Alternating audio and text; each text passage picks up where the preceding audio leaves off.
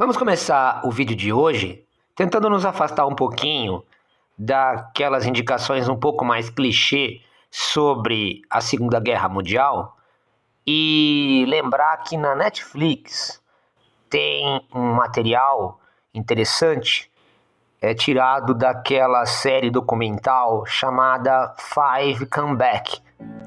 Seriam 5 estão de volta. Que é uma série que explora as experiências de alguns diretores de cinema dos Estados Unidos e o material que eles produziram ao longo da Segunda Guerra Mundial. Sim, o governo americano contratou grandes cineastas de Hollywood para filmarem a guerra e produzirem material de propaganda.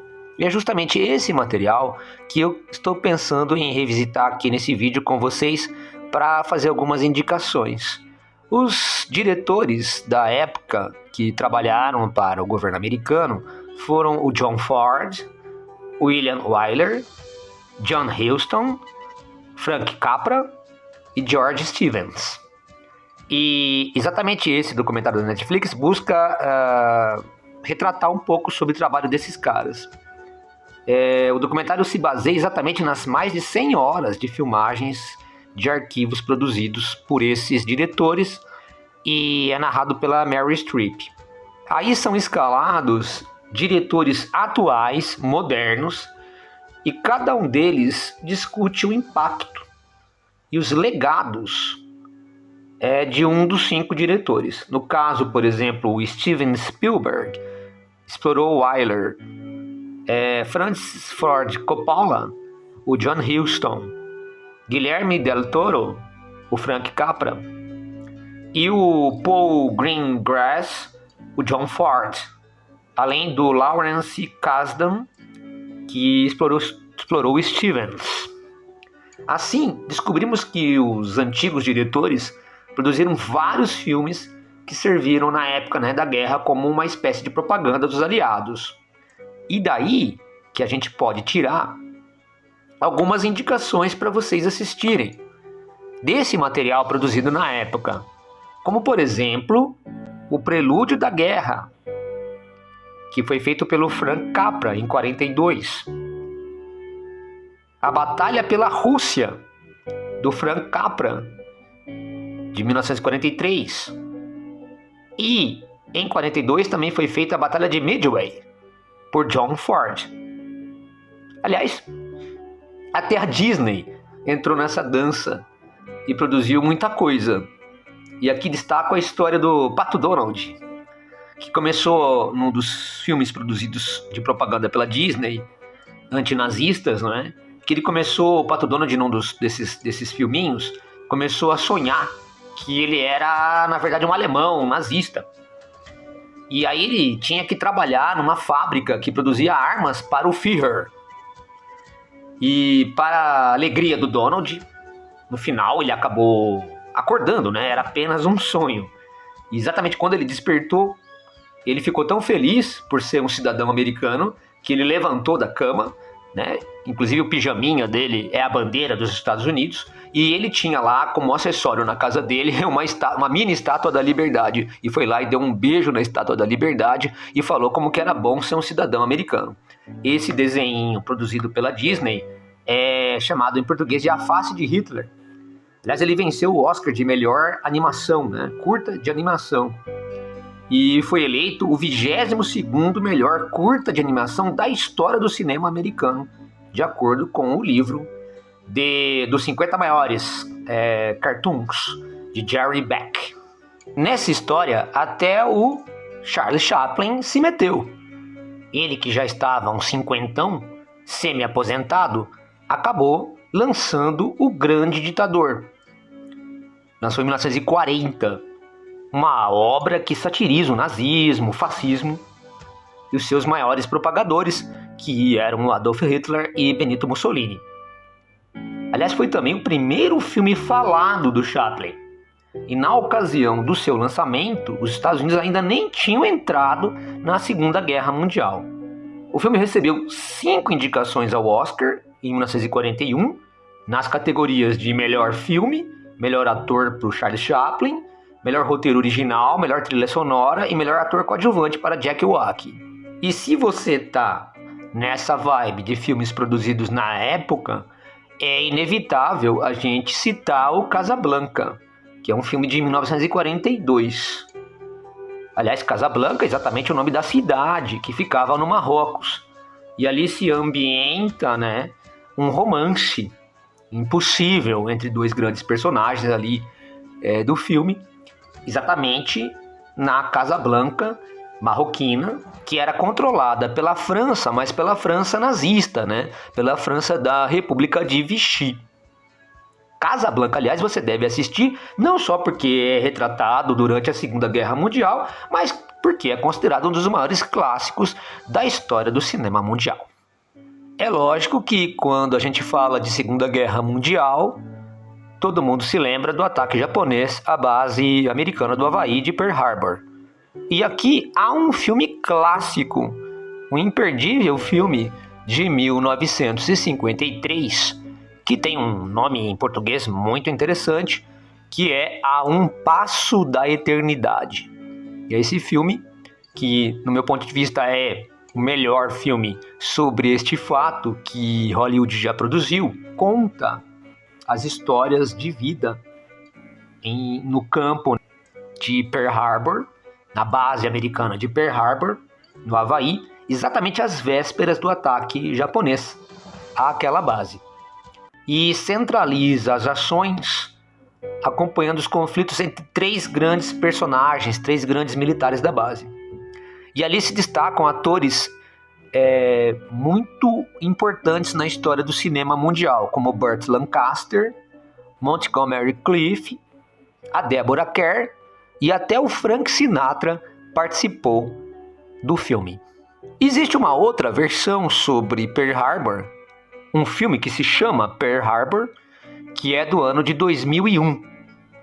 Esse já um pouco mais recente e que foi lançado nos Estados Unidos justamente no Memorial Day de 2001, que é um feriado norte-americano para o Dia dos Mortos. O filme retrata um triângulo amoroso.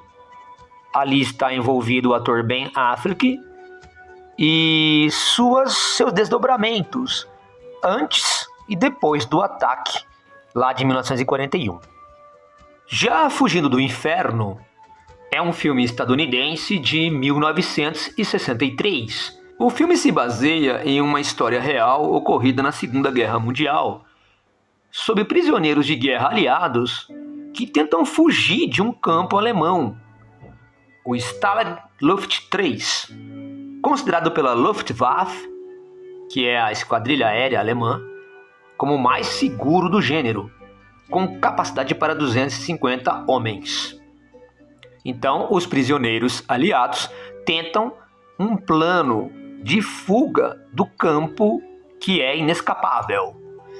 E isto rende, inclusive, cenas que são icônicas do cinema mundial, como aquela do Steve McQueen fugindo dos nazistas de motocicleta. Além do McQueen, se destacam James Garner e até o Charles Bronson participou. Aliás, falando em escapes de campos de concentração, não posso negar que na minha infância e adolescência me diverti muito com The Ruggles Horrors. Aqui no Brasil tem um nome muito legal, esta série americana, que se chamava Guerra, Sombra e Água Fresca, que era uma série de TV americana exibida originalmente entre os anos de 1965 e 1971, lá na rede CBS. Foram 168 episódios.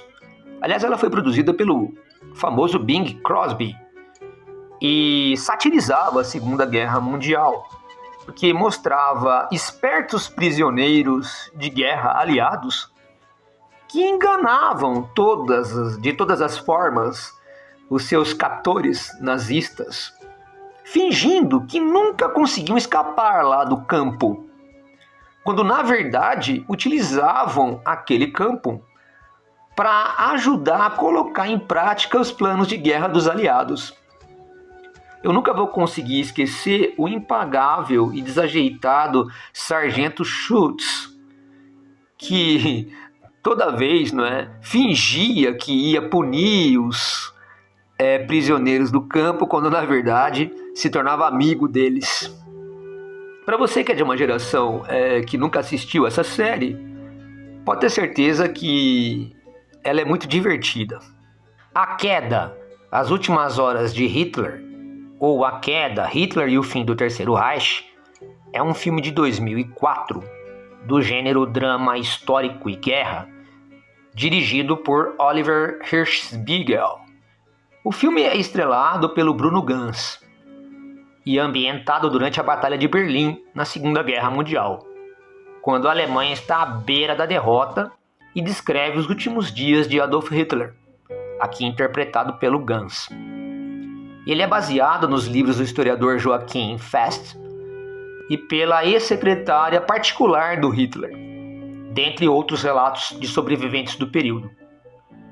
O filme é muito denso e você sente o drama daqueles últimos momentos, daquelas últimas horas de Hitler, ali com alguns seguidores mais próximos, num bunker embaixo da chancelaria em Berlim, quase no momento da vitória dos aliados, especialmente com a chegada das tropas da União Soviética. Aqui, aliás, é justamente desse filme que se extrai aquela cena do Hitler em seu bunker, dando ordens desesperadas aos seus generais, e ali se produziram uma série de memes na internet por meio dessa passagem do filme. Já a Netflix, em 2022, lançou O Soldado que Nunca Existiu, que é uma interessante história, em parte verdadeira, de dois agentes britânicos que criaram uma estratégia meio bizarra para enganar os nazistas e alterar o curso da Segunda Guerra Mundial, impedindo que o Hitler soubesse o verdadeiro local em que ocorreria o desembarque aliado, com aquela operação chamada Operação Overlord. O corpo de um falso soldado, o soldado que nunca existiu, foi deliberadamente preparado para que os nazistas o encontrassem. E no soldado havia, exatamente no seu bolso e na sua mochila, planos para o desembarque na região de Calais, quando todo mundo sabe que, na verdade, o desembarque ocorreu em 1944 na Normandia, e que o êxito dessa operação foi praticamente o fim dos nazistas. O Pianista é um filme de 2002, do gênero drama biográfico, dirigido por Roman Polanski, baseado na autobiografia do pianista Władysław Szpilman, interpretado por Adrian Brod.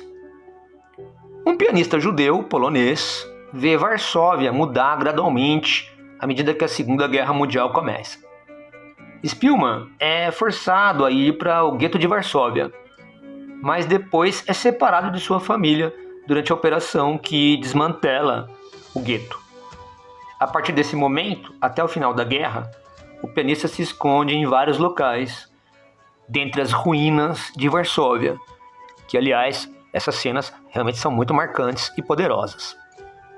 O Jogo da Imitação é um filme britânico-estadunidense de 2014, baseado no livro biográfico Alan Turing, O Enigma, de Andrew Hodges. Em 1939, a recém-criada agência de inteligência britânica MI6 recruta Alan Turing, um aluno da Universidade de Cambridge, para entender códigos nazistas, incluindo o Enigma, que criptógrafos acreditavam ser inquebrável. A equipe de Turing, incluindo John Clark, analisa as mensagens de Enigma enquanto ele constrói uma máquina para decifrá-los. Após desvendar as codificações, Turing se torna um herói. Porém, em 1952, autoridades revelam sua homossexualidade e a vida dele vira um verdadeiro pesadelo. A Lista de Schindler é um filme de drama histórico norte-americano de 1993, dirigido e produzido por Steven Spielberg. O filme segue Oskar Schindler, um empresário alemão dos Sudetos Tchecos, que, junto com sua esposa, Emily Schindler, salvou mais de 1.000 refugiados judeus do Holocausto, principalmente poloneses, empregando-os em suas fábricas durante a Segunda Guerra Mundial. O Schindler, ele simulava que ele estava ajudando os nazistas a produzir armas e usava o trabalho escravo dos judeus em suas fábricas, mas na verdade ele não produzia nada e tratava bem os funcionários.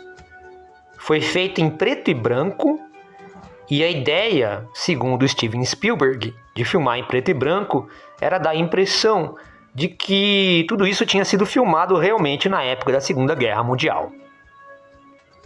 The Pacific, no Brasil, foi chamado de O Pacífico. É uma minissérie sobre a Segunda Guerra Mundial, produzida pela HBO, que estreou nos Estados Unidos em 2010. Hoje em dia, inclusive, está disponível na Netflix. Ela é muito semelhante à Band of Brothers, esta Band of Brothers de 2001, que abordava a participação do exército dos Estados Unidos no teatro de operações da Europa durante a Segunda Guerra Mundial. E um grupo de soldados, de um destacamento específico, que partiram para uma missão juntos.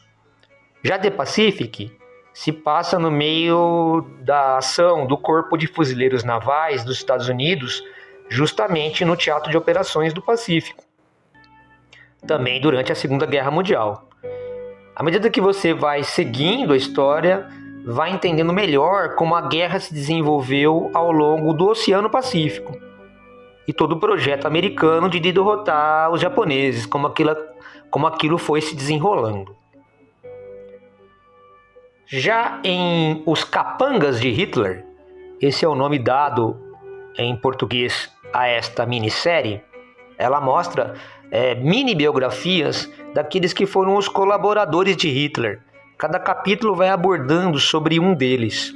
E aí você vai conhecendo melhor a história de Himmler, como que ele entrou no nazismo, a história do Joseph Goebbels, o ministro da propaganda, como é que ele chegou até aquele posto, do Göring e de todos os demais que foram os grandes colaboradores e coadjuvantes do Adolf Hitler na formação do Terceiro Reich. Já a série Hitler e o Nazismo, Começo, Meio e Fim, que está disponível na Netflix, é uma série documental que mostra a ascensão do Adolf Hitler e do regime nazista desde antes da Primeira Guerra Mundial até o julgamento de Nuremberg, passando pelo Holocausto. Ao acompanhar esta série, o espectador acaba tendo a oportunidade de conhecer o desenrolar dos acontecimentos que levaram Hitler ao poder e depois como se iniciou a guerra e como ela terminou e como foi o julgamento final em Nuremberg. Ao filme O Julgamento de Nuremberg, de 1961, que também tenta esmiuçar um pouco de como foi esse acontecimento histórico. Finalmente, existe o primeiro grande documentário feito pela televisão para a Segunda Guerra Mundial. Se trata de World at War, que em português é O Mundo em Guerra, que é uma série britânica que justamente retrata como se desenvolveu a Segunda Guerra Mundial. Ela foi produzida entre 1969 e 73. Embora, claro, que é uma série muito antiga, o que realmente é muito interessante nela é que ela entrevistou ainda personagens que estavam vivos e que foram participantes da guerra. Então vale muito a pena por causa das entrevistas. São 26 episódios e contou com a brilhante narração de um dos maiores atores britânicos de todos os tempos, que é Sir Laurence Olivier, e a trilha sonora de Carl Davis. Ela foi exibida originalmente na Inglaterra entre 73 e 74. E ela junta, além dessas grandes entrevistas que eu citei, o uso de filmagens raras em cores da guerra, além de inúmeros vídeos em preto e branco, filmados nos campos de batalha e cidades afetadas. Também foram entrevistados, então, inúmeros membros das campanhas aliadas e das potências do eixo, bem como outras testemunhas oculares entre civis, alistados oficiais e políticos. A primeira, então, grande série que se fez, e depois todas as outras foram um pouco nesse rastro. Abordamos então aqui 22 indicações para você conhecer um pouco mais sobre a Segunda Guerra Mundial. Espero que você tenha gostado. Procure a descrição desse vídeo, onde eu vou deixar os links para você poder assistir as indicações. E se você gostou, deixa seu like, aproveita, se inscreve no canal, compartilha com os amigos e tamo junto!